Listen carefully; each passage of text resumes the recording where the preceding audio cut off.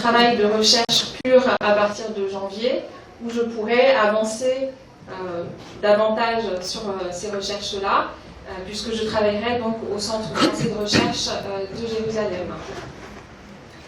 Donc ce que je vais vous présenter aujourd'hui, en fait, c'est un travail qui est en cours, hein, ce ne sont pas du tout des résultats définitifs, mais il se trouve qu'effectivement, j'ai commencé un tout petit peu à publier sur ce sujet, et donc du coup, je pense aussi que c'est suite à la publication d'un article qui est paru dans l'Ethnologie française, que j'ai été amenée à venir présenter donc, ce travail devant vous. Donc je suis désolée, mais je suis donc émue d'une part de me retrouver devant vous pour présenter un travail qui vous concerne et dans lequel j'espère que vous vous reconnaîtrez un tout petit peu quand même.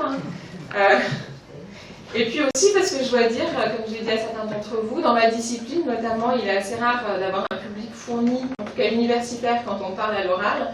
Et en général, j'ai plutôt l'habitude d'avoir 3, 4, 10 personnes en face de moi, mais autant de monde, c'est assez rare. Donc je suis extrêmement impressionnée et je vous remercie vraiment à tous et à toutes d'être venus aujourd'hui.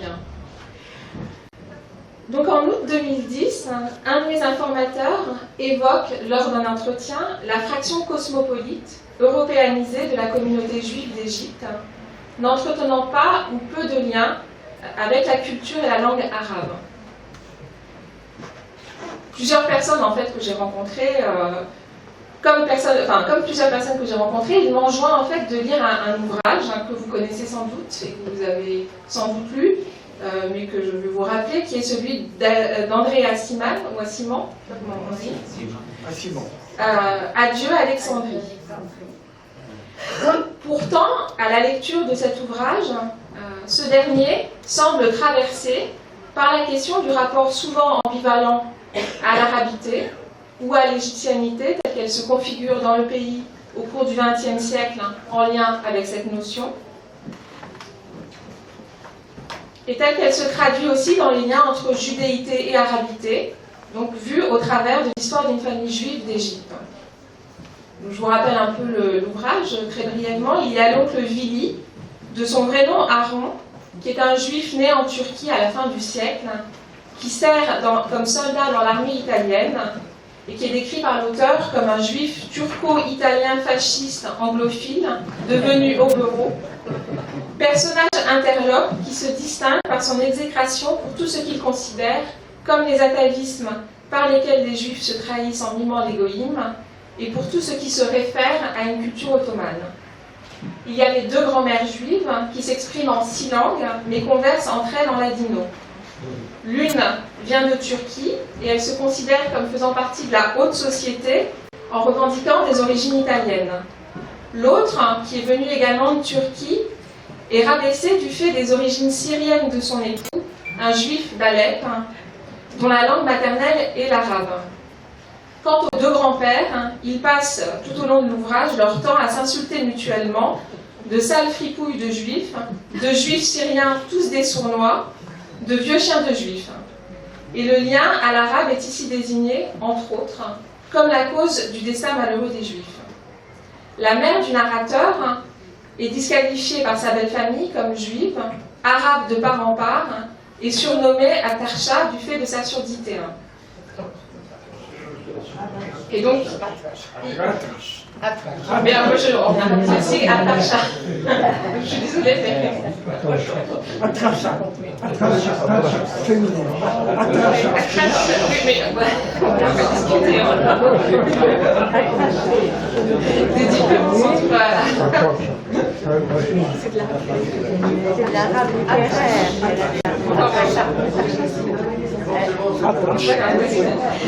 Elle combine aux yeux de sa belle famille donc toutes les tares de l'Égypte, crasseuses et pleines de sales gens, que des voleurs d'arabes et des fouineurs de juifs. L'arabité a aussi une odeur, celle de la hilba, substance roussâtre que les Égyptiens boivent à grosse dose pour ses vertus médicinales et qui trahit même ceux que l'on appelle les évolués.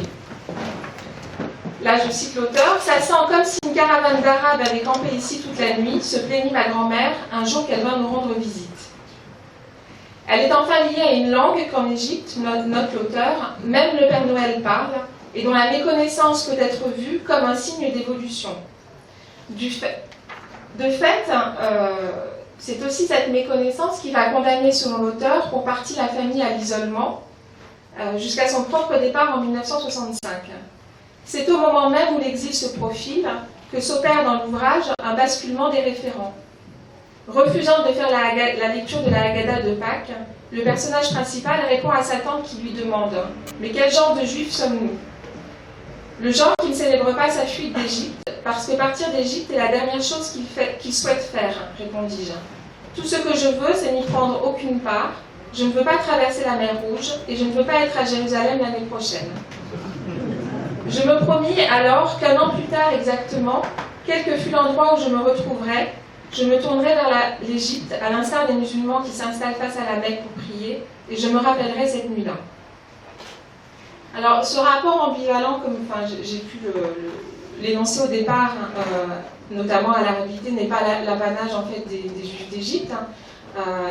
Il concerne aussi, il me semble, dans son ensemble, et sans doute à des degrés, sont des modalités différentes, l'ensemble des communautés qui étaient présentes en Égypte,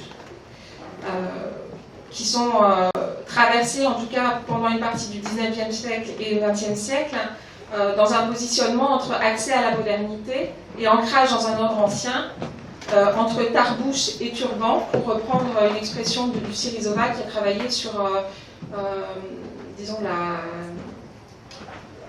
les classes moyennes en Égypte, les classes moyennes en Égypte au XXe siècle. Donc, comment cette communauté a reconfiguré le rapport à l'Égypte, c'est ce qui m'intéresse en fait, la communauté juive plus spécifiquement, et a continué en exil, à conjuguer ou non lien entre judéité, arabité et d'autres référents, dont le référent cosmopolite, mais aussi tous les référents qui sont liés aux origines aussi diverses des Juifs d'Égypte.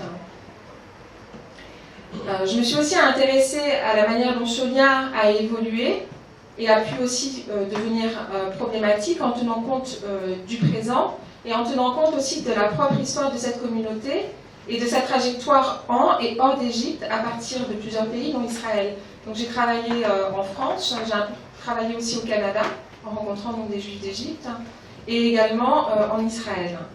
Il me semble que cette communauté, d'une part, elle a une destinée qui est générale et peut-être généralisable jusqu'à un certain point, puisqu'elle a partagé la destinée d'autres groupes, en tout cas elle s'est retrouvée comme d'autres groupes à devoir quitter ou à être expulsée d'Égypte, tout en étant singulière, puisque l'ancrage des Juifs dans le pays était depuis plusieurs siècles, et qu'il y a aussi un lien historique très profond, constitutif même, des Juifs à l'Égypte, au point que de nombreuses personnes que j'ai pu rencontrer, c'est quelque chose qu'on retrouve aussi souvent dans la littérature, disent qu'ils sont sortis par 2 fois d'Égypte et donc parlent du départ comme du second exode. Alors ce que je veux dire, c'est qu'au cours de ce travail, j'ai été d'emblée confrontée à plusieurs paradoxes, ou à certains paradoxes. Le premier paradoxe, c'est que si je regarde par exemple les auteurs qui se sont intéressés en France, les chercheurs plus spécifiquement qui se sont intéressés aux minorités qui sont issues des empires coloniaux, ou en tout cas qui ont vécu dans des empires coloniaux, et à des minorités qui avaient la nationalité française, beaucoup de ces auteurs considèrent qu'à ce moment-là, la France était la patrie de ces personnes, puisqu'elles avaient la nationalité française, et que dès lors, une fois qu'elles revenaient en France, même si elles n'y avaient jamais mis les pieds auparavant, une fois qu'elles revenaient en France, ces populations auraient dû disparaître ou ont tout simplement cessé d'exister. Or, si on regarde dans de nombreux cas, dont celui des Juifs d'Égypte, qui n'avaient bien sûr pas tous la nationalité française, mais pour ceux qui l'avaient en tout cas, tout au contraire, et paradoxalement, en quittant ces pays, en général, ces populations se reconstituent dans les lieux où elles se sont réimplantées et elles forment de nouveaux groupes. En France, j'ai noté chez beaucoup de personnes la revendication d'un lien à l'Égypte comme une terre où se déploie une ascendance et un héritage collectif, voire pour certains une patrie culturelle et d'origine qui vient se substituer à la précédente, à leurs origines antérieures, enfin d'où venaient leurs grands-parents, arrière-grands-parents, au point que d'aucuns se définissent aujourd'hui comme Asli Masri, donc originaires d'Égypte, ou ayant des racines égyptiennes. En Égypte, les identifications de ce que j'ai pu recueillir aussi, me semble-t-il, dépendaient plutôt des lieux d'implantation. Les gens avaient, de ce que j'ai pu comprendre, plutôt tendance à se dire, par exemple, juifs d'Alexandrie, juifs du Caire, juifs de Tanta ou de Mansoura. Elles dépendaient aussi des provenances antérieures. On pouvait se dire juif halabi, juif osmani, selon d'où on venait. Mais en quittant le pays, ils constituent donc, je dirais, une nouvelle diaspora, celle des Juifs d'Égypte. Alors, autre paradoxe, c'est que ce lien d'appartenance qui est revendiqué, il peut être aussi, dans le même temps, par les individus eux-mêmes, rejetés ou minorés. Mais ce rejet est aussi souvent contredit par des pratiques. Donc, si je prends un exemple, celui des voyages de retour en Égypte, que j'ai suivi, donc j'ai été par deux fois, j'ai accompagné des gens qui revenaient en Égypte, dans des voyages collectifs, et à l'occasion d'un de ces voyages, je rencontre Jacqueline et sa famille, qui retournent donc à Alexandrie. Et donc, à peine Jacqueline arrive à Alexandrie, qu'elle se met à parler en arabe avec tout le monde, et qu'elle sort sa vieille carte d'identité égyptienne pour obtenir le prix des Égyptiens. L'idée, bien sûr, c'est pas tant d'avoir un discount, mais c'est vraiment le plaisir aussi de voir que les Égyptiens la reconnaissent comme une Égyptienne, et donc lui font payer le prix comme à tous les autres Égyptiens. On voit qu'elle a un plaisir évident avec ça. Et au fur et à mesure que le voyage avance, ça dure plusieurs jours, elle finit par ne parler presque qu'en arabe, y compris avec son mari, qui ne comprend absolument rien, parce que lui, il n'est pas originaire d'Égypte, il est français, il est en France. Hamzaoui Asli. Et puis, elle se met à parler en arabe avec son mari, donc avec sa famille et avec moi.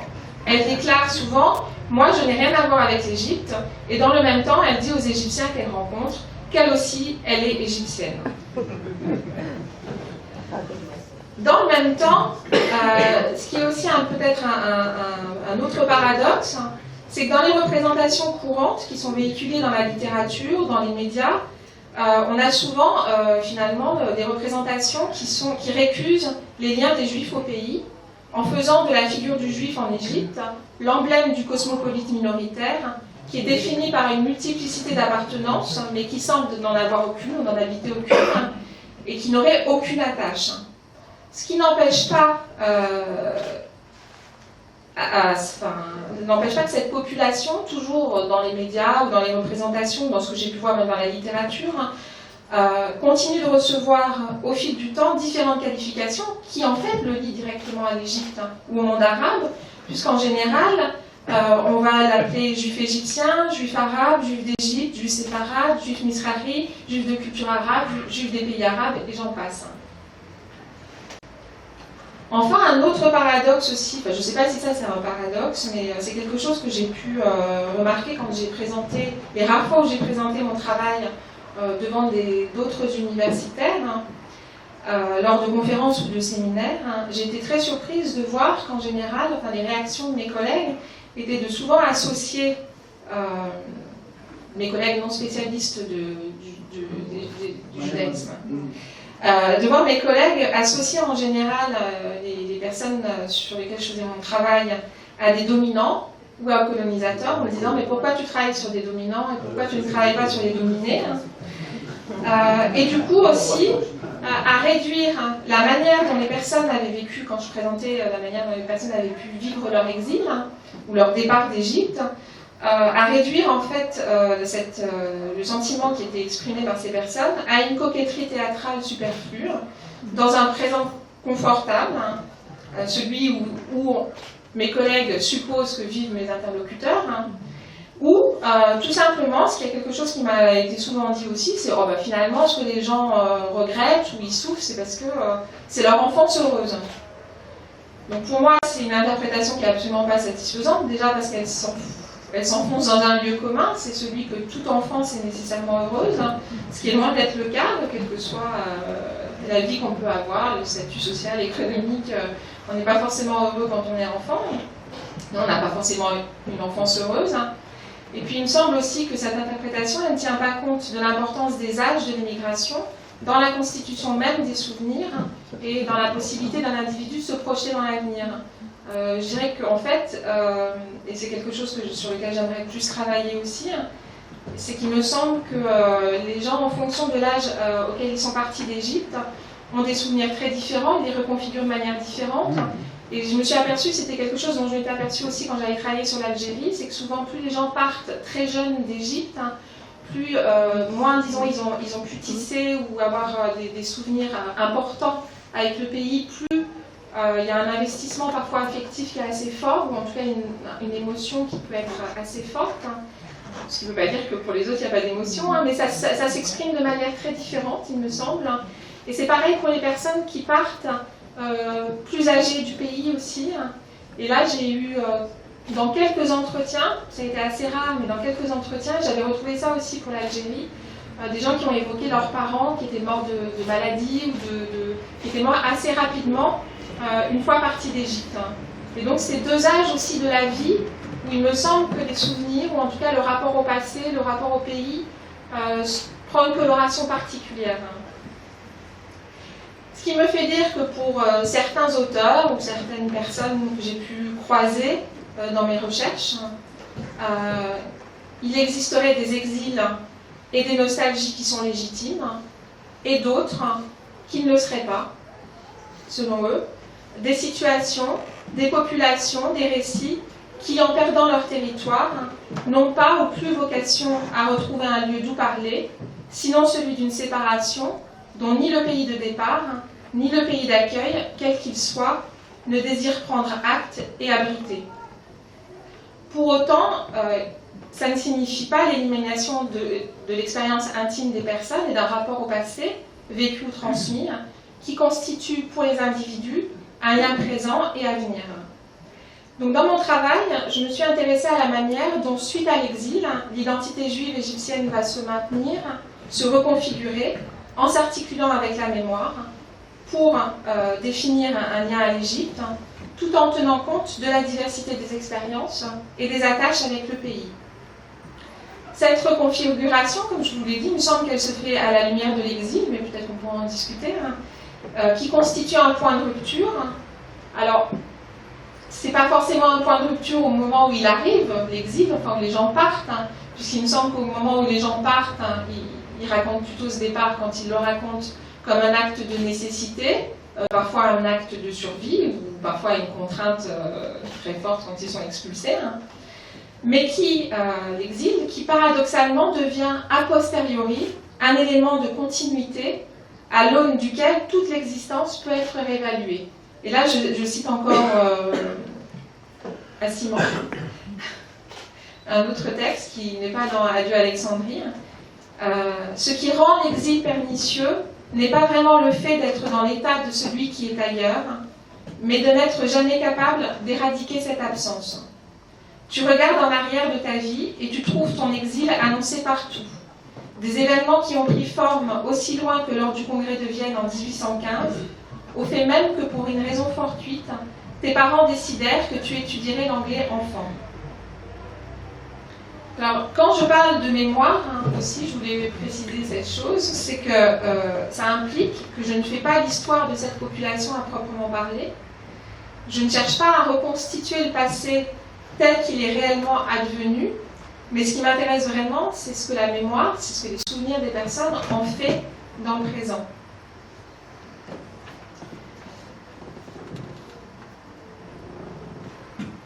Je tiens aussi à préciser, parce qu'il y a certaines personnes qui sont dans la salle et avec qui j'ai eu des entretiens, que je travaille, donc j'ai travaillé beaucoup sur la communauté juive d'Égypte, mais j'ai fait aussi pas mal d'entretiens avec d'autres personnes, des Shawam, d'autres personnes, d'autres communautés qui vivent en Égypte, ce qui me permet aussi d'avoir un éclairage comparatif et d'avoir une vue un peu plus large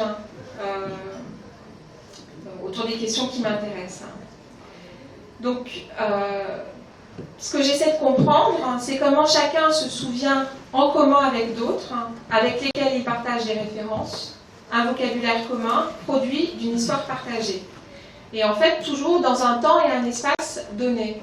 Ce qui veut dire aussi qu'en fait, par rapport aux entretiens que j'ai pu faire en Israël, c'est pas la même histoire que j'ai recueillie, puisqu'en fait, les gens se souviennent différemment. Ça ne veut pas dire que les souvenirs sont faux ou que l'histoire est fausse, mais on se souvient différemment en fonction du pays et de l'histoire qui s'est déclinée entre le moment où on est parti et le moment où on parle. Et donc du coup, ce n'est pas les mêmes souvenirs, ce n'est pas les mêmes choses sur lesquelles les gens insistent quand ils racontent leur histoire en Israël et quand ils la racontent en France. Donc moi, je vais plutôt vous parler en fait du terrain français, là, ici, puisque le terrain israélien, il est en cours et il me semble que pour pouvoir en parler, il faudrait que j'ai une meilleure connaissance de ce terrain-là, avant de dire des choses qui seraient peut-être pas très pertinentes. Ce qui m'intéresse aussi en travaillant sur la mémoire, c'est qu'en fait, quand on travaille sur la question du rapport au passé, si on regarde souvent ce que peuvent dire les historiens, y compris sur la mémoire, ou d'autres chercheurs, ou même ce qu'on peut lire par exemple dans la presse, ou dans d'autres sources, c'est qu'il y a souvent, par exemple, à propos du passé, notamment du passé colonial, on parle souvent de guerre des mémoires, donc les historiens insistent souvent sur la question des guerres des mémoires, sur le fait que il y a des conflits d'interprétation entre les gens, et que donc du coup, la mémoire n'est pas fiable, que seuls les faits sont fiables, enfin ce genre de choses. Beaucoup, souvent aussi, parlent de grands faits passés ou de grandes dates, mais au fond, ils s'intéressent rarement à la façon dont les gens, eux, racontent leur histoire, à la manière aussi dont ils peuvent s'approprier différentes histoires, différentes dates. Et il me semble que c'est vraiment important d'aller justement rencontrer les gens pour comprendre comment se construisent ces représentations, parce que sinon, toute une part justement de l'histoire nous échappe. Si je prends par exemple ce que j'avais pu faire comme travail sur l'Algérie, sur lequel j'ai longtemps travaillé, par exemple, les historiens ont écrit une histoire de la guerre d'Algérie avec des grandes dates qui pour eux sont des dates clés à un niveau macro, disons à un niveau des décisions politiques qui ont été prises, des décisions qui ont été prises lors de ce conflit. Mais si on va voir les gens, par exemple, on se rend compte que ces dates ne sont pas forcément pertinentes pour eux. Elles peuvent être pertinentes parce qu'elles ont décidé de leur départ, mais elles ne sont pas pertinentes à plein d'époques. Par exemple, la guerre ne s'est pas passée, pour l'Algérie, ne s'est pas passée de la même façon en Oranie que dans l'Algérois ou que dans le Constantinois. Et en fait, pour eux, les dates qui font sens et qui ont touché leur histoire personnelle, collectivement aussi, ce sont des dates différentes de celles des historiens. Donc au cours de mon travail, dans les entretiens, dans les écrits et les documents divers que j'ai collectés, au cours des rencontres et des voyages auxquels j'ai participé, donc je me suis intéressée à plusieurs choses. Je me suis intéressée notamment à la relation à la langue, et notamment la langue arabe, à la question de la filiation et de l'ascendance, au rapport à l'histoire, je l'ai déjà dit. Beaucoup de choses aussi sont apparues lors des entretiens, notamment sur la question de l'évolution du statut des personnes en Égypte. À quel moment, c'est quelque chose qui a apparu de manière récurrente, à quel moment on pense être local et à quel moment on se dit étranger, où on sent qu'on est étranger, où on sent qu'on n'a plus sa place en Égypte. À la construction aussi de ce qui fait patrimoine. Il y a des choses que j'ai peu abordées par contre, notamment la question du religieux. Il me semble que c'est une dimension en tout cas qui manque à mon étude, et il y en a vraisemblablement d'autres. Donc je n'aurai pas le temps d'aborder toutes ces thématiques ici, je m'attacherai brièvement à certaines d'entre elles, 3 en particulier sur lesquelles j'ai un peu plus travaillé, et sur lesquelles je vais revenir assez brièvement. Alors la première thématique, c'est celle du patrimoine et de la mémoire, avec en France, mais aussi en Israël. Là je peux un peu plus en parler, mais je pourrais aussi en parler si vous le souhaitez pendant la discussion. Chez beaucoup de personnes que j'ai rencontrées, il y a l'idée que l'histoire des Juifs dans les pays arabes, en Israël et dans les pays où ils se sont installés, a été parfois passée sous silence ou reste marginalisée. Et chez certains, souvent aussi, se retrouve le sentiment d'avoir vécu une catastrophe culturelle, une catastrophe collective, puisque les personnes ont perdu les cadres sociaux, spatiaux, amicaux, sur lesquels ils étayaient leurs références, tout leur cercle donc, professionnel, amical, les lieux où ils vivaient, donc tout ça a disparu. C'est-à-dire que même s'ils retournent en Égypte, les lieux sont toujours là, mais d'une part ils ont changé, mais surtout il n'y a plus les gens, donc il y a tout un cadre social qui est associé au cadre spatial qui a disparu. Et puis une catastrophe aussi à un niveau intime, enfin d'une expérience intime, avec quelque chose qui relève de la mort pour certains, qu'ils ont pu évoquer, puisque d'une certaine façon, une partie de l'autre, mais dans cette autre, ça peut être aussi les lieux, ça peut être tout le passé qu'on a vécu donc en Égypte, une partie de l'autre meurt en soi, et une partie de soi meurt en l'autre, en Égypte. Et ça rejoint un peu la citation aussi que j'ai fait précédemment, enfin d'Simon sur l'absence. Donc catastrophe qui je cite, et là je reviens aussi à Simon, je suis désolée, j'aime beaucoup cet auteur, il y en a d'autres, mais je trouve qu'il a dit certaines choses particulièrement bien. Cette catastrophe, elle commence justement le jour où on pense à tous les gens qu'on ne reverra plus jamais, à cette ville qui, quoique faisant partie pour l'heure intégrante de soi-même, sombrerait dans l'oubli et deviendrait à soi-même aussi étrangère que le pays des merveilles. Ça aussi, c'était mourir un peu. Être mort, cela signifiait que les autres pouvaient venir dans votre chambre et penser à vous, qu'ils pouvaient entrer dans votre chambre et ne pas savoir que ça avait été la vôtre. Progressivement, ils effaceraient toute trace de votre passage, ils n'étaient jusqu'à votre odeur qui s'en irait, alors ils oublieraient jusqu'au fait que vous n'êtes plus. Donc je me suis intéressée dans mon travail à la manière dont certains juifs d'Égypte, en France et en Israël, ont fondé des associations d'originaires, donc de juifs d'Égypte. On cherchait à définir un patrimoine juif égyptien en lien avec son histoire, un patrimoine qui est spécifique, qui se distingue par exemple de celui des juifs du Maroc, des juifs de Tunisie, des juifs d'Algérie, tout à fait naturellement d'ailleurs, et à mettre en forme une mémoire historique des juifs d'Égypte, en tenant compte de la complexité des liens d'appartenance multiples. C'est une mémoire qui inclut ce qui a été vécu, qui inclut les souvenirs et les traces du passé. Donc c'est une mémoire qui ne s'intéresse pas seulement aux dates et aux faits, mais elle s'intéresse aussi, et si vous lisez notamment vos publications, elle s'intéresse aux manières d'être et de penser d'autrefois, qui trouvent ainsi une place dans la mémoire et constituent l'histoire vivante et la mémoire vive.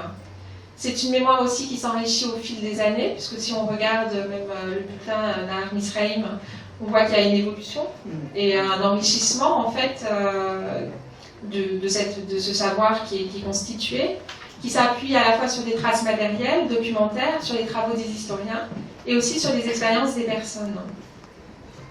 C'est une histoire qui, comme je vous l'ai dit, néanmoins se configure différemment selon les espaces nationaux, évidemment, donc elle est configurée différemment en France, il me semble, par rapport notamment à Israël. Et puis c'est une histoire aussi, si on la regarde au fil du temps, elle évolue aussi en fonction du contexte historique et politique, et en fonction aussi des âges des personnes, et des interactions qu'elles peuvent avoir avec l'extérieur, qui fait que la mémoire elle va se reconfigurer au fil de la vie, en fait. Donc il y a une évolution des contenus, il y a une évolution des souvenirs, et on pourra aussi en discuter si vous le souhaitez. J'ai aussi essayé de travailler sur la manière dont ces associations, donc en France et en Israël, par le biais des espaces de rassemblement, de pratiques de sociabilité, qui permettent justement aux personnes de trouver à qui parler, avec qui parler de l'Égypte, avec qui partager cette histoire, à qui la transmettre éventuellement, avait permis de structurer des communautés juives égyptiennes hors d'Égypte. Et je me suis aussi intéressée à la question du travail de ces associations, particulièrement l'une d'entre elles, qui se reconnaîtra, de la conservation du patrimoine in situ en Égypte.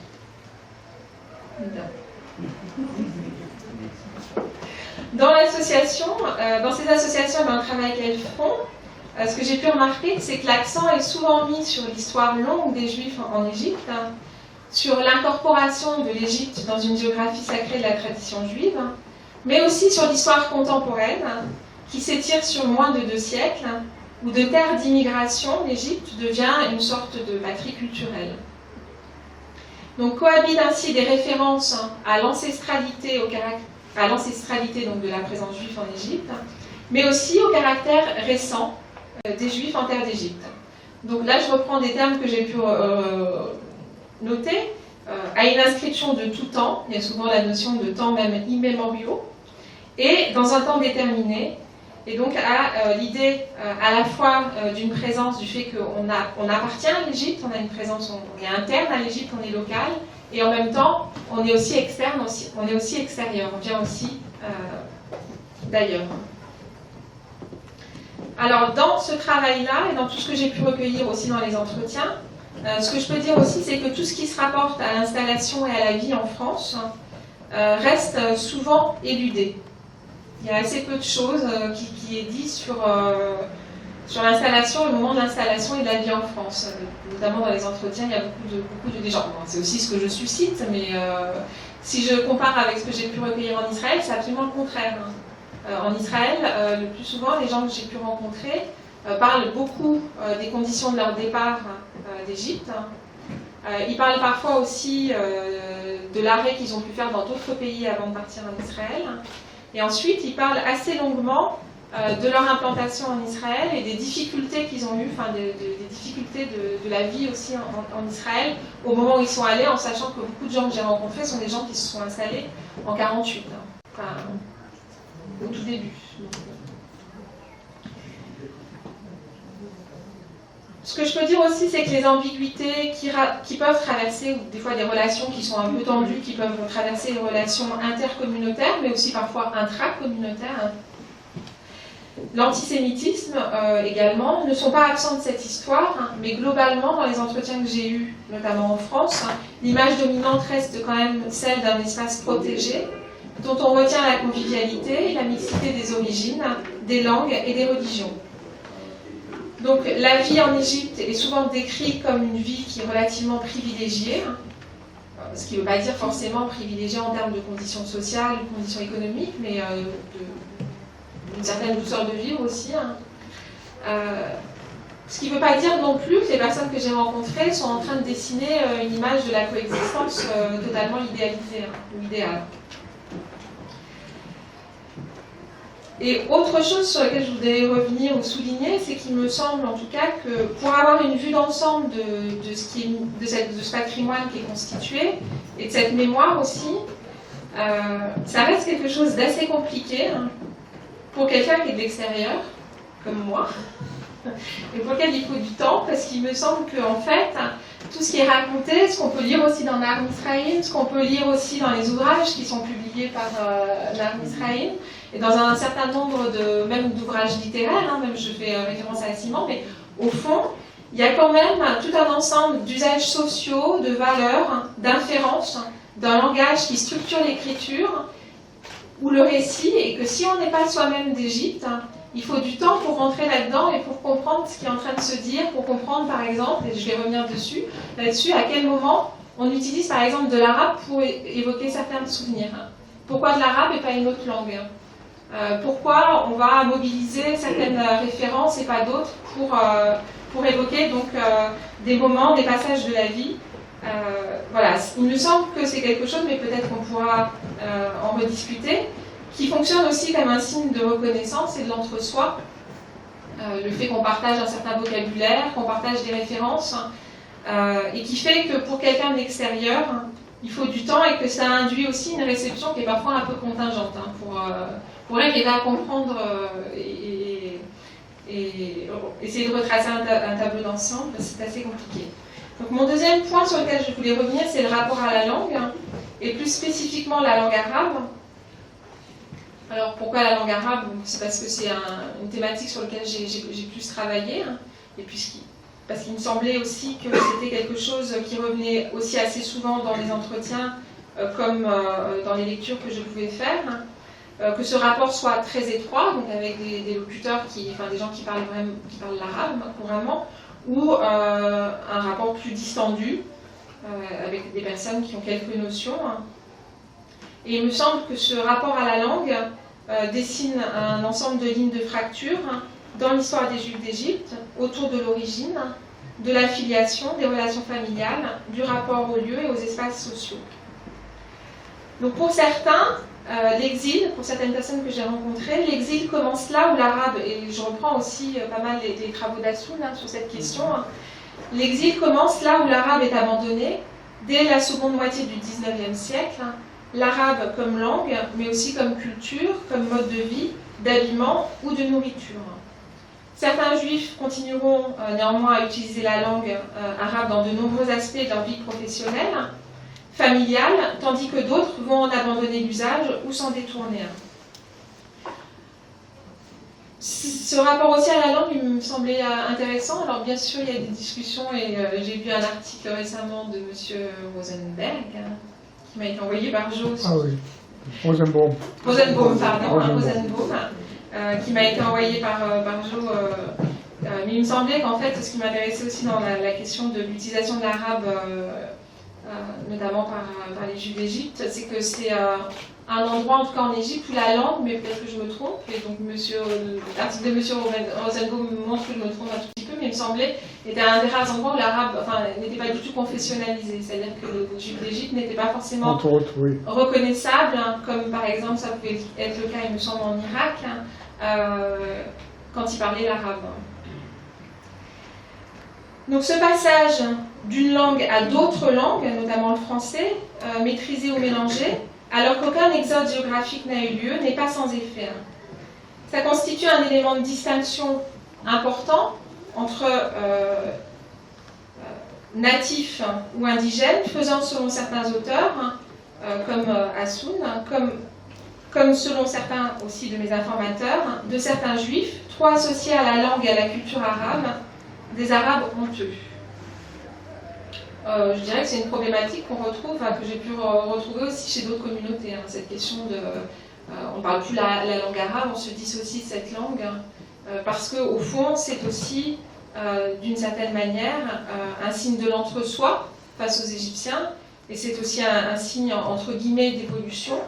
Et je dirais que là, du coup, cette problématique, elle n'est pas, mais peut-être que ça, on pourra revenir dessus, elle n'est pas spécifique aux Juifs d'Égypte, ni d'ailleurs à aucune communauté, elle est aussi une question de milieu social, et pas seulement de religion. C'est le fait de s'exprimer plus spécifiquement en français ou dans une autre langue que l'arabe est aussi donc une question de milieu social. Alors je voudrais évoquer un passage d'un des informateurs sur justement ce passage au français. Un des informateurs dont les parents sont arabophones, ils s'expriment en arabe exclusivement entre eux, pas avec leurs enfants. Et donc cet informateur me raconte comme ça, avec la bonne, un milieu social aussi, parce que souvent donc, les personnes avec qui on parle l'arabe sont la bonne. Donc il me dit comme ça, avec la bonne, je croyais bien parler l'arabe. Parce que je lui racontais les films, je rentrais du cinéma, je disais, attends, je vais te raconter. J'adorais cette bonne, je l'aimais tellement. Et puis alors, je lui racontais des films qu'elle avait l'air de comprendre et tout. Et puis un jour, je suis chez mon amie Aleya, et il y a ses frères, ses cousins, et puis j'ai voulu leur raconter un film encore, et ils se roulaient de rire sous la table. Alors je me suis dit, je le savais, je parle moins bien que je ne pensais.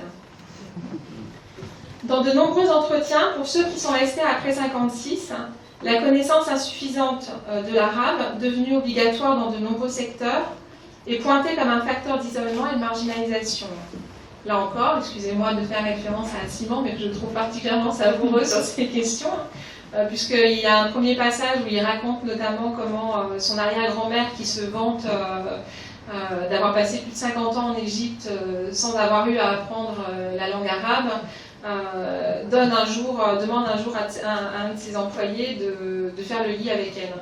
Et puis le type commence à devenir très nerveux, il dit qu'il préfère pas, mais il n'ose pas quand même la contrer, et alors plusieurs fois elle réitère sa demande en arabe, enfin dans ce qu'elle croit être de l'arabe, il réitère plusieurs fois sa demande, plusieurs fois il dit je préfère pas, il devient de plus en plus nerveux, jusqu'au moment où la bonne grecque intervient, elle parle l'arabe, et elle dit à l'arrière-grand-mère qu'en fait elle a demandé au monsieur de venir dans le lit avec elle.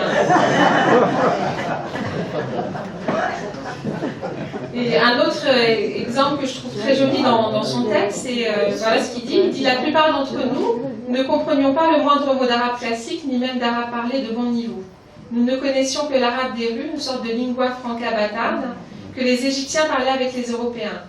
Quand Mémé, notre serviteur, téléphona de l'hôpital tôt un matin pour demander sa journée, parce que son fils avait été écrasé par un camion, il me dit « Al bambino vita Mémé getu morto », soit à peu près « Le fils appartenant à Mémé est devenu mort ». Et il ajouta « Bokra lazem, congé à la chaîne lazem cimetière », ce qui signifiait « Demain il avait besoin de congé parce qu'il avait besoin de cimetière ». Alors en exil, le rapport par rapport à la langue arabe évolue face à de nouveaux interlocuteurs qui identifient du fait de leur accent, de leurs expressions, les Juifs à des Égyptiens, parfois. Donc ce rapport se renverse en quelque sorte, puisque dans l'entre-soi, le fait de parler l'arabe peut être quelque chose qui est valorisé, puisque c'est un signe de reconnaissance ou du fait qu'on est entre soi et qu'on partage un vocabulaire, qu'on partage donc des références liées au passé, mais elle a aussi une valeur négative, puisqu'elle fait passer les individus en France pour des étrangers. Et là, je reviens aussi à un de mes interlocuteurs qui est arrivé très jeune en France et qui écrit « Déjà dans ma première école en France, celle de la rue de la Victoire, j'avais éclaté une fois en sanglots en pleine classe, car un enfant m'avait traité d'Égyptien. Les Égyptiens, eux, nous traitaient de sales Français. Jusqu'en 5e, je me distinguais des autres, ne serait-ce que par mon accent, celui des Français d'Égypte. J'étais pour certains l'Égyptien, ce que je trouvais à l'époque si injurieux. »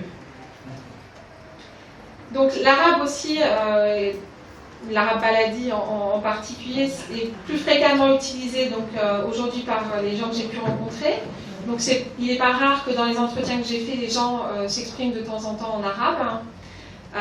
C'est aussi courant, mais ça vous le savez, puisque entre vous, il vous arrive quand même souvent de pouvoir dire des expressions en arabe ou lors des rencontres associatives, des repas.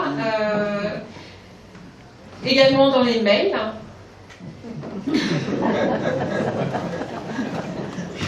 Donc, il me semble que c'est une langue aussi finalement qui est liée à certains souvenirs, à certains lieux, à certaines figures qu'on ne peut évoquer que par son intermédiaire. C'est une langue qui reflète aussi un attachement, un lien à l'Égypte, qui est reconnu aussi dans ce pays et dans d'autres pays arabes. Et là, je cite encore une autre. J'ai pas mal d'extraits d'entretien. J'espère que c'est quelque chose qui vous intéresse. Une de mes interlocutrices me dit « Quand je suis retournée en Égypte, j'ai retrouvé des contacts comme si j'étais partie la veille. En plus, je parle arabe avec un accent égyptien, un accent même d'Alexandrie. Tout le monde me disait « Toi, tu es d'Alexandrie. » Et les gens étaient adorables. Ils disaient « Tu viens à la maison prendre un café. » Je suis allée aussi au Yémen, par exemple, où j'étais parfaitement adoptée parce que je parlais l'arabe. Le troisième point sur lequel j'aimerais revenir, et qui sera le dernier point, c'est la question du départ d'Égypte. Souvent, en France, parmi les gens que j'ai rencontrés, surtout chez ceux qui sont partis adultes ou jeunes adultes, la question même du départ et des conditions de vie en France, comme j'ai déjà dit, elle n'est pas ou peu évoquée spontanément, sinon sur le mode de la plaisanterie. C'est le cas de Jacques qui me raconte. Notre départ, nous l'avons fait par avion, parce que la plupart partaient par bateau, et nous sommes partis par l'avion nous autres, il n'y avait pas de communication directe avec Paris.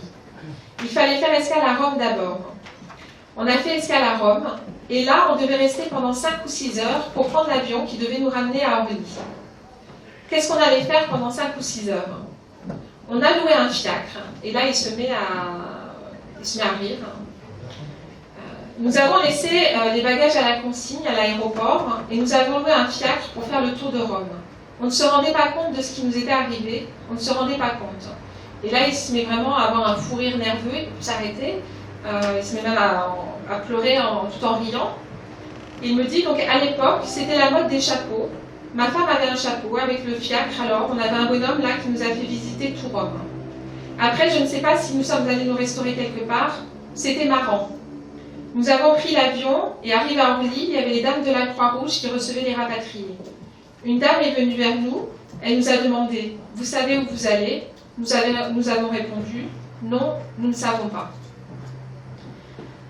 Ça contraste en fait avec les plus jeunes qui n'ont pas ou peu connu l'Égypte, qui insistent beaucoup plus sur le départ d'Égypte en fait, et sur les difficultés de conditions de vie, sur la pauvreté parfois, le déclassement social, économique, symbolique aussi, puisque j'ai certaines personnes qui m'ont parlé notamment du père en fait, comment leur père avait perdu son travail, enfin comment symboliquement aussi ça avait été dur pour quelqu'un de 40, 50 ans de perdre d'une certaine façon sa place de chef de famille, même si elle n'est pas vraiment perdue, mais symboliquement donc. Autant d'éléments que les parents ont tenté de masquer, qui constituent souvent de thèmes. Rarement aussi la question de l'antisémitisme est évoquée comme cause de départ, ou même dans les entretiens, elle est rarement évoquée tout court.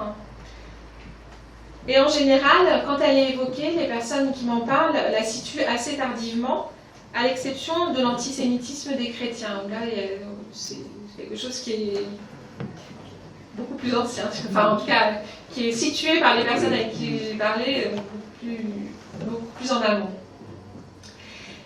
Ce qui revient souvent, c'est que certains aujourd'hui ont le sentiment d'avoir minimisé le caractère souvent tragique de leur départ, même si certains le définissent comme choisir.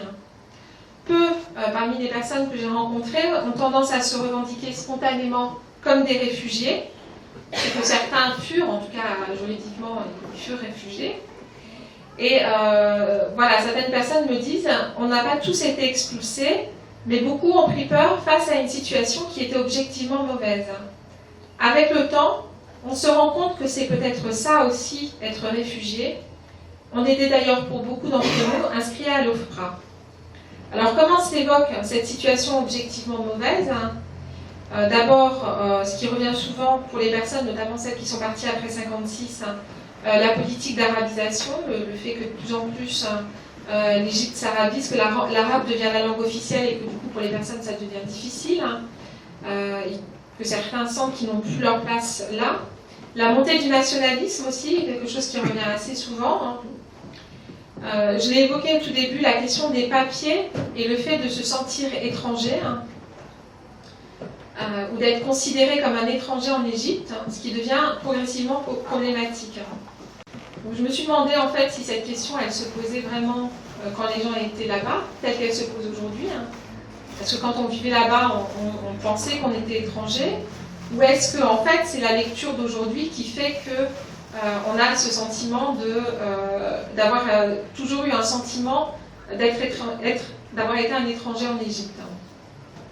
Si je regarde un des interlocuteurs, il me dit que pendant longtemps la question ne se posait pas, et que même à un moment donné, quand la question de la nationalité a émergé, il me dit c'était notre pays, nous sommes nés là-bas, qu'est-ce que vous voulez ? Malgré que ce soit notre pays, il ne nous donne pas la nationalité, et on s'en fout. Mais les gens vivaient comme ça, sans nationalité, et personne ne demandait des comptes. Bon, à un moment donné, on a demandé des comptes. Voilà. Pour d'autres, une autre me dit, l'école arabe, elle est enseignante, elle savait. La professeure de piano, donc elle, c'est une agnabiya. On le disait tout de suite. Moi, j'étais italienne. Pour eux, j'étais une agnabiya, une étrangère, malgré que j'étais née en Égypte, parce que nous n'avons pas la nationalité égyptienne. Ceux qui ont la nationalité égyptienne déclarent, pour certains en tout cas, n'avoir réalisé qu'au moment où ils s'apprêtent à quitter le pays, qu'ils y sont perçus comme des étrangers. C'est pas le cas de tous, mais il y en a certains voilà, qui disent, et c'est le cas de Jo, aucun d'entre vous dans la salle, il y a beaucoup de Jo, mais c'est pas ce Jo-là, j'ai changé tous les prénoms, donc parti en 61, qui me dit, un jour j'étais convoquée pour voir si je pouvais avoir les papiers pour quitter le pays. À 11h du soir, donc ils l'ont convoqué à 11h du soir, je vais là-bas, le plus innocemment possible, je m'installe, on me fait attendre 1 heure à peu près. Vers minuit, on m'appelle dans un bureau, il y avait une grande pièce avec 3 types derrière des bureaux énormes, 3 types en civil, genre police secrète allemande, tu sais comme ça avec des tas de dossiers sur le bureau. Alors je m'assieds, le type me dit, comment tu t'appelles ? Vraiment, tout ça était dans le dossier déjà, ça a duré une petite demi-heure de questions comme ça, questions, réponses bêtes. Ah oui, alors là il souligne une question qui est particulièrement importante. Ah oui, qu'est-ce que tu es ? Donc là il me dit, elle est essentielle celle-là, de question. Donc lui, il répond, je suis égyptien. Le policier lui dit, non, tu n'es pas égyptien. Alors il répond, mais qu'est-ce que je suis? Je lui ai dit. Et le monsieur lui répond, tu es égyptianisé, nuance. Ah bon, d'accord. Moi, je m'en foutais complètement. Je suis égyptianisée, mais ça m'a quand même marqué pas mal parce que mon père est né en Égypte. Moi, je suis née en Égypte, mais dans une vision d'Alexandrie, nous n'étions pas égyptiens. J'avais un passeport égyptien, tout à fait. Mon père aussi, tout son milieu aussi, et même mon arrière-grand-père. Les conditions objectivement mauvaises, c'est aussi pour certains, et pour beaucoup, je pense même, le rétrécissement du cadre social, du cadre amical, du cadre professionnel, communautaire. C'est aussi la question des nationalisations pour certains. Donc là, bien sûr, ce rétrécissement, il ne concerne pas seulement les communautés juives locales, il concerne aussi ceux qu'on appelle donc les Shawam, les Syro-Libanais, il concerne les Grecs, les Arméniens, dont les entreprises sont également touchées par les nationalisations. Il concerne aussi certains Égyptiens musulmans qui sont attachés au modèle ancien, entre guillemets, et qui sont frappés aussi par les réformes agraires, entre autres choses, entre 52 et 62, et par les nationalisations. Mais si on retourne donc vers les Juifs d'Égypte, par exemple, un de mes interlocuteurs que j'ai appelé Jacob, il retourne au lycée en 57, après la crise de Suez, et il observe la réduction progressive du monde qui l'entoure. J'étais en 5e, il y avait 3 classes de 5e avant la guerre, avant le 30 octobre il y avait 3 classes. Et à la rentrée, il y en a eu une seule avec 40 ou 50 élèves. À la rentrée 58, il n'y en avait plus que 20 ou 25. Et à la rentrée 59, là j'étais en 3e, il n'y en avait plus que 15 peut-être. 15 à la rentrée 1959. Donc confrontés au bouleversement de leur cadre de vie, ceux qui n'ont pas été expulsés quittent le pays. Là, une des personnes que j'ai rencontrées, une femme, me dit, c'est vrai qu'on était respectés, aimés, mais on n'avait pas beaucoup d'avenir. On se disait, avec qui on va se marier? Nos enfants, dans quel milieu ils vont vivre? Beaucoup sont partis à cause de cela, tout en pouvant rester. Elles-mêmes, comme d'autres personnes que j'ai pu rencontrer, font état, en même temps que leur monde se rétrécit, je dirais, ils font état d'un sentiment croissant d'insécurité dans le pays. C'était une dictature, et les régimes dictatoriaux, c'est comme ça. Les fameux renseignements, il suffisait qu'ils aient un soupçon de n'importe quoi, et à ce moment-là, on vous envoyait en prison, ou dans un camp sans savoir pourquoi ni comment. Et puis, ils se rendaient compte de la méprise, et ils le libéraient, mais ces gens-là, ils avaient passé 6 mois, 3 mois, 4 mois, parfois 1 an en prison. Donc, pour conclure, c'est peut-être une conclusion qui est un peu philosophique, je ne sais pas, mais ce que j'ai pu recueillir d'écrit, il me semble un paradoxe. C'est le passage d'un état et d'un temps où il était possible de tenir plusieurs positions ensemble, quand on était en Égypte. Il était possible d'être juif et d'être en Égypte, pas de problème, a priori. Il était possible d'être étranger et en même temps de se dire aussi autochtone.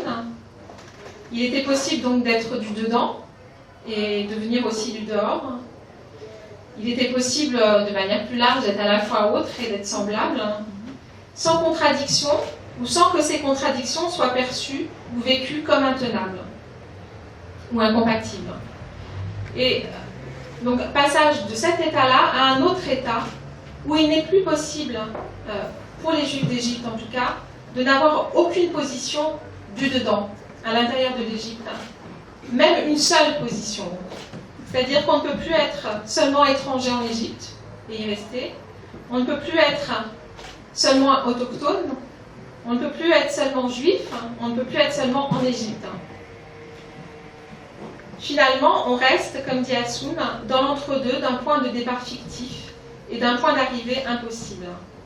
La seule manière de tenir ces positions, c'est finalement en étant de l'extérieur. Si on ne peut plus être juif en Égypte, on devient juif d'Égypte.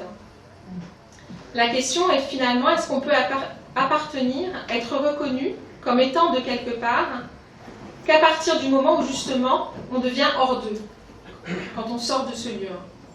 Être local, ce serait alors ne pas avoir de lien au lieu, être hors du lieu. Je ne vais pas vous relire le long passage qu'avait fait Hassoum, qui était un très très beau passage, qui est cité dans une revue Chevoy, je crois. Chevoy, je ne crois pas du tout italien, donc Chevoy, où il marque bien tout le paradoxe de cette situation, où il décline toute son ascendance qui est née en Égypte, et les lieux, et à chaque fois qu'il parle, mon grand-père est né dans tel endroit, il était ci, il faisait ça, je suis un étranger. Ma mère s'appelait un tel, elle était comme ça, je suis un étranger. Et c'est un très très beau texte. C'est aussi ce que j'ai pu recueillir aussi, ça décrit aussi un passage, il me semble, qui est celui où on a été dans le lieu physiquement, en Égypte, mais aussi d'une certaine manière, hors culturellement et symboliquement. Et ça, il me semble que c'est aussi un texte qui avait été envoyé, un très beau texte encore de Hassiman, où il dit bien, à un moment donné, il dit « L'Égypte n'est pas ma maison, elle n'a pas été ma maison depuis des décennies, elle n'a jamais été ma maison, je n'appartenais pas en Égypte. L'Égypte était mon lieu de naissance, mais de nom seulement. J'ai grandi en Égypte, je suis allée à l'école en Égypte, mon premier béguin était en Égypte, mais ma famille n'était pas égyptienne. » Et là aussi, il décline donc toute son ascendance et toutes les contradictions, puisqu'il dit « J'ai été envoyé dans les écoles britanniques en Égypte, mais je ne suis pas britannique. Ma famille est devenue italienne, j'ai appris à parler italien, mais ma langue maternelle est le français. Et pendant des années, je pensais que j'étais un garçon français qui allait bientôt déménager en France. Retour en France était un paradoxe, puisque pratiquement personne dans ma famille immédiate n'était français, n'avait jamais même mis les pieds en France. Mais la France était la maison de mon âme, ma maison imaginaire. » Et donc il décrit aussi donc, toute son enfance dans un lieu où il était physiquement, mais où symboliquement et culturellement il était hors de ce lieu, puisqu'il se sentait appartenir aussi à la France en fait. Et ce passage-là était à un moment donné où quand il sort d'Égypte, il n'est plus physiquement en Égypte, il rejoint un autre lieu auquel il est symboliquement attaché, mais dès lors le rapport se renverse. C'est-à-dire que c'est l'Égypte aussi qui devient le lieu de la nostalgie et aussi d'une certaine façon la maison de son âme. Quelle place finalement dans la mémoire et dans l'histoire donnée aux Juifs, quelle place donner à l'altérité constitutive du social dans la construction des appartenances. Et je finirai là-dessus. Il me semble que le film d'Amir Ramsès fournit pour partie une réponse qui montre bien une vision d'un seul et unique mode intenable d'appartenance à l'Égypte, qui réduit la diversité des positionnements, des trajectoires, des liens, des modes de vie et des cultures. Il donne une définition, alors c'est pas lui, mais en tout cas ça a été, moi c'est aussi la façon dont j'ai un peu ressenti ce film, mais ça on pourra peut-être en discuter, et c'est aussi une des interprétations qui a été faite, je l'ai ressenti comme ça, mais ça a été interprété par un auteur dans un journal, enfin c'est sur un article sur internet, une personne qui s'appelle Warda Mohamed, et qui finalement parle d'un temps où les Juifs, en parlant du film d'Amir Ramsès qu'elle en sens, elle parle d'un temps où les Juifs étaient des Égyptiens comme les autres. Et finalement, qu'est-ce que c'est être un Égyptien comme les autres? C'est être un Égyptien, c'est être un Juif qui finalement est communiste. Je dis bien sûr, tous ne l'étaient pas. Je veux dire, je pense qu'il y avait une diversité de liens, d'appartenance, d'affiliation. Et on pouvait être autant égyptien en étant communiste, mais être égyptien aussi en étant tout à fait autre chose. Mais dans la vision-là de cette Égypte-là, il faut parler en arabe, puisque il a surtout interviewé des gens qui s'expriment en arabe dans le film, qui ont des liens, un passé militant. Et qui, pour la plupart, quand même dans le film, s'expriment, un certain nombre s'expriment,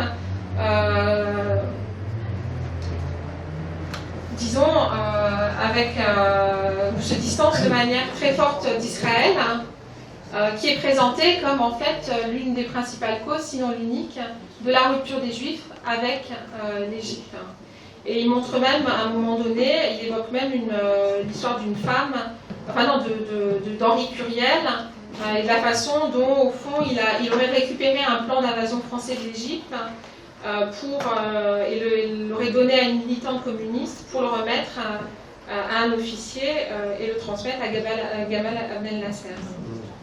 Donc voilà, être juif égyptien, ça aurait été, ou être égyptien, c'est une version, disons que voilà, il faut être dans un seul moule, avec une seule option politique, qui permet la reconnaissance, mais tout ce qui est lien divers à l'Égypte, tout ce qui est la trajectoire même des individus et leur histoire en Égypte et la façon dont ils ont pu nourrir la culture égyptienne, l'histoire égyptienne et être nourris eux-mêmes de cette culture et de cette histoire, tout ça est totalement gommé. Hein.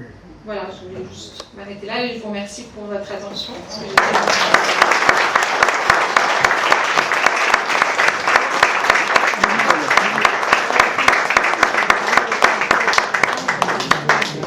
Merci Michel pour cette passionnante interprétation de notre histoire. Je crois que tu as saisi effectivement la quintessence de tout ce que tu as pu recueillir dans les interviews. Et la